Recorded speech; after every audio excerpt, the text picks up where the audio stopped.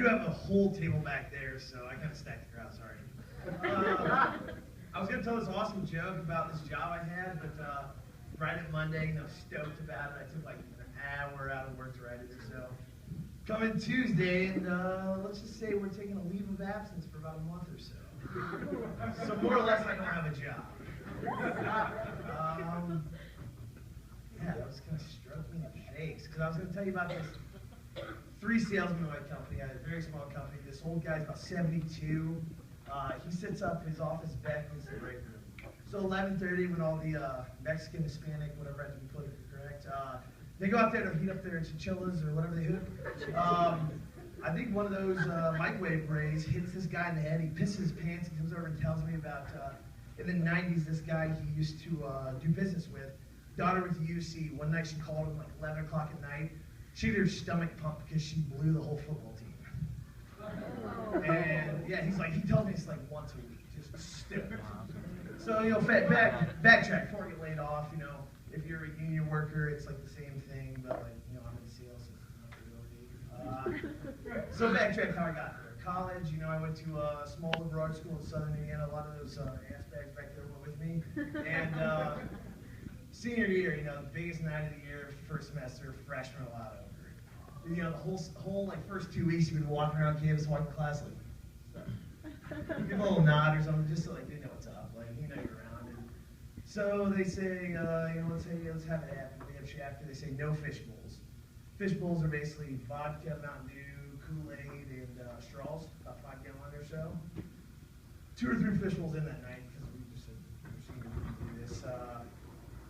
I see this girl walk in. I'm not kidding, 2.5 biscuits. She's wearing a pink shirt. I'll never forget her. She's standing in my doorway. As soon as she walks in, I take a defensive stance. I step back, so I don't know what she's going to do. She snorts once real loud and picks up the fish bowl, and she slams like an eighth of it. I'm like, I look at my roommate, he's back there. Oh, fuck. I was like, dude, I'm close to the window because I don't know if she's going to hit it and just jump at me, so I'm going to jump out the 2nd story window. So fast forward an hour and a half, I'm up on the dance floor, you know, some freshman girl doesn't know any better. I'm up there knifing, and knifing's the art of like dancing, you know, when they're grinding up on you with a boner, you just stab her with it. So I'm up there knifing hard, and I see this girl, and she's over there walking towards the stairway. Dance floor's on the 3rd floor. I'm like, oh shit, she's going that way, I gotta go. I was like, hey, excuse me, duck it real quick, and I walk that way.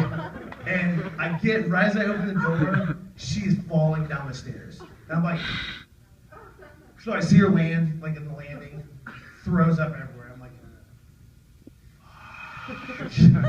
like, all right, so I do the only logical thing a 23-year-old can do. I turn around and walk away. I walk back through the dance floor. I leave her down there. I walk down the other flight of stairs, go down to security, like 1st floor. I'm like, hey guys, team huddle. Let's bring it in. You guys may not know who Wilford Brimley is, but he's the spokesman for type 2 diabetes. I'm like, hey guys, Wilford Brimley's granddaughter just fell down the back stairs. Like, he's off filming a commercial right now, so he's not gonna be able to make it to help her, but we have to call an ambulance because she's dying. So, you know, the ambulance comes, the party shut down, fuck. And, you know, Monday morning I'm walking to class and we have a house phone right in the lobby. Everyone, like, if someone rings that, you just sprint to it. You're like, oh, house phone's ringing? Pick it up, like, hi, this is whatever. And they're like, you know, this is Sarah from Sunbelt Rentals. I got a call at 3:30 on Sunday morning from a guy named Ronnie Feltersnatch. He said he needed a Broderson crane with 2 Coast Guard baskets welded together, and you need an extra counterweight. Bring it over stat. She said, we actually don't take care of Coast Guard equipment, so you're gonna have to figure that one out. I hope it got, you know, figured out. So, you know, being the liberal, or the, excuse me, not liberal, that's fucking bad. Being the enlightened liberal arts student I am, I came up with this theory, 40 grand a year for 4 years. Basically, dad dick's a real thing.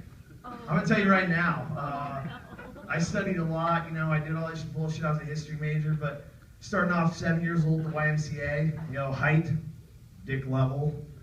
I'm just sitting there and I walk around the gym, I'm like, I got this mini corn dog, and all these old men have soup cans. I'm like, shit. Like, hey, the most dangerous place to stand at the YMCA gym when you're 7, 1st locker right there on the aisleway. Guy comes walking around, I'm standing there like this. Oh, what the hell was that? You know, I'm over here like just put a thumb over and I'm covered, and this guy's just swanging. So fast forward 14 to 17 years, however old I am now as a history major. You know, I'm a grower, not a shower. It's an average white male's penis. You know, I'm getting the job done, but like no girls are ranting and raving. So I'm pretty convinced that the day that I pop that first little bastard out, he's gonna come crawling out talking shit. I'm gonna smack him once and it's just gonna swell up. It has to.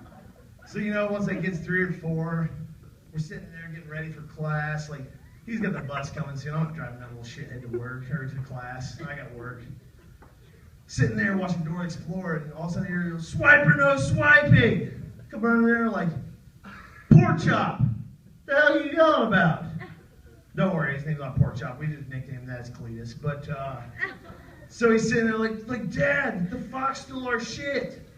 Fox is up there shaking his dad dicks. He's got little Fox kids running around.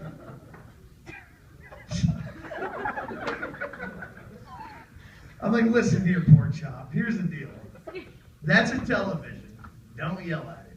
Television, that Fox can't hear you. Next time that happens, you call Paul. We're going to get the 223, and for all you, I guess liberals out there, that's an AR-15. We're going to shoot that Fox in the head.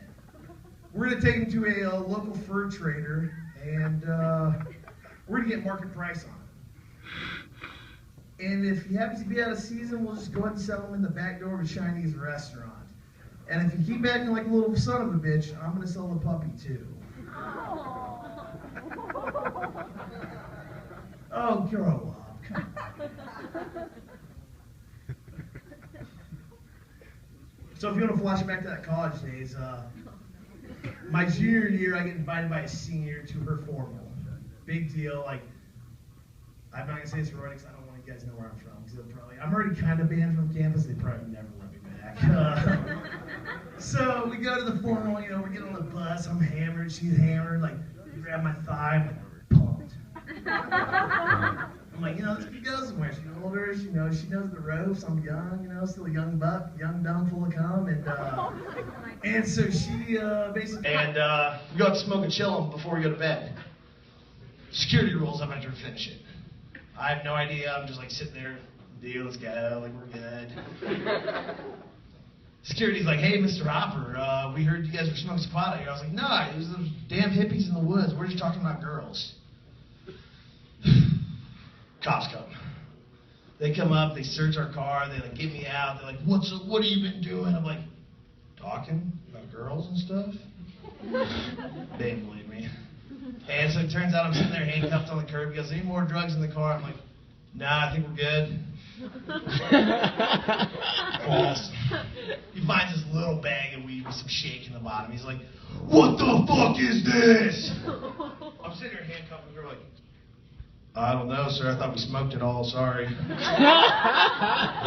so he's like, any more drugs in the car? I'm like, nah, man, I think we're good. He finds an Adderall in my buddy's backpack. Like, my buddy was a sophomore. He was prescribed in high school, so it was like legitimately his. He pulls it out, puts it in my face, like, what the fuck is this? And I'm like, are you Batman or are you a cop? Like, let's talk about this. And so I'm like, sir, I have no idea, but like, I'm sitting here hanging off the curb. Throw it in here, I'll tell you about 20 minutes or so. So I spent the night in the Jefferson County Jail that night. No, but I appreciate you guys. It's been fun. Yeah, you guys have a good one. Jacob Hopper, everybody. I feel like he's got a lot of nicknames for people.